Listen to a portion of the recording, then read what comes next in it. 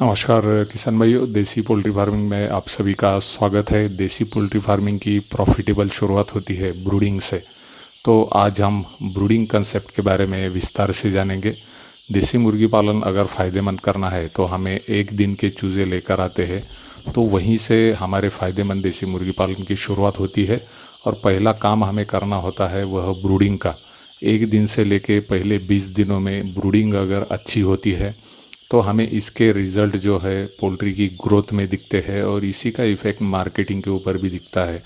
तो ब्रूडिंग करते समय हमें यह ध्यान रखना है कि हमारी बैच जब आने वाली है, हमारे पास डे ओल्ड चिक्स आने वाले हैं, तो उसके पहले हमने पूरी तैयारी कर रखी है क्या, तो ही हम एक दिन से लेके पहले 20 दिन तक जो है अच्छी ब्रूडिंग कर सकते हैं। तो तैयारी क्या करनी है?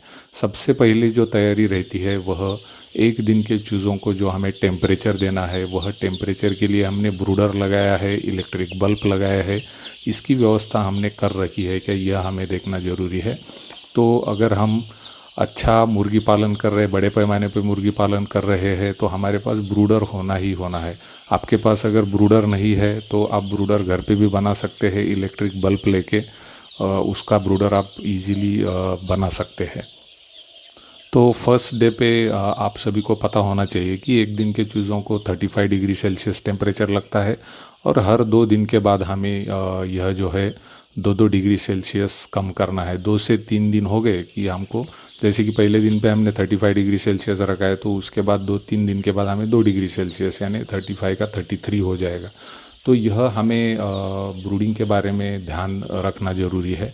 अगर यह टेम्परेचर हम प्रॉपर नहीं दे पाते हैं ब्रूडिंग में, तो वहीं पे चूज़े जो है हमारी उसकी ग्रोथ अच्छी नहीं होती है, बहुत बार बीमारियाँ आने के भी चांसेस रहते हैं। क्योंकि टेम्परेचर मेंटेन नहीं हुआ, ठंड बढ़ गई या टेम्परेचर बढ़ गया, तो उसमें बिल्कुल ग्रोथ भी प्रॉपर नहीं होगी और काफ़ी सारी बीमारियाँ आने के चांसेस रहते हैं और ऐसे समय दवाइयाँ दे के भी फ़ायदा नहीं है। तो हमें फोकस यह करना है कि एक दिन के चूज़ों को मैं प्रॉपर ब्रूडिंग किस तरह कर पाऊँगा।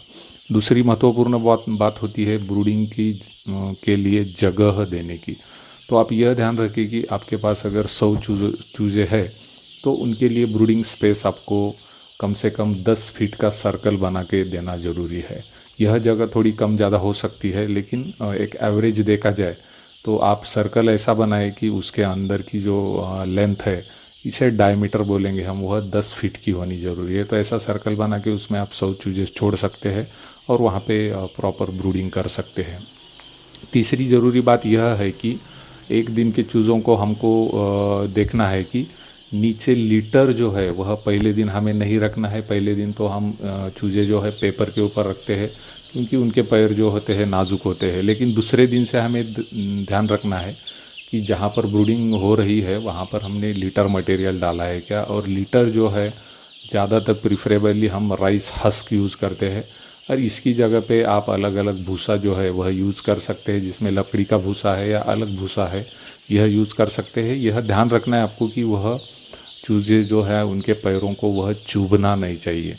तो ये छोटी छोटी बातें अगर हम ध्यान रखते हैं तो डे ओल्ड चिक्स है, ब्रूडिंग के समय में उनकी मॉर्टेलिटी हम बहुत बड़े पैमाने पे रोक सकते हैं। उसके बाद बात आती है फीडर और ड्रिंकर की। आप सभी को पता है ब्रूडिंग करते समय उनके लिए चिक फीडर, चिक ड्रिंकर, यह दोनों हमारे पास अवेलेबल होने हैं। तो उसकी हाइट भी हमें देखनी है कि स्टैंड रखते समय हमें यह देखना है कि स्टैंड किस तरह, दोनों साइड से हम स्टैंड रख सकते हैं। तो हाइट मेंटेन करके हमें फीडर और ड्रिंकर रखना है, ताकि हमारे जो चूजे हैं उनको ईजीली पानी मिल सके और ईजीली फीड भी मिल सके। तो ब्रूडिंग करते समय इन बातों का ध्यान रखिए और अपना देसी मुर्गी पालन सक्सेसफुल कीजिए। धन्यवाद।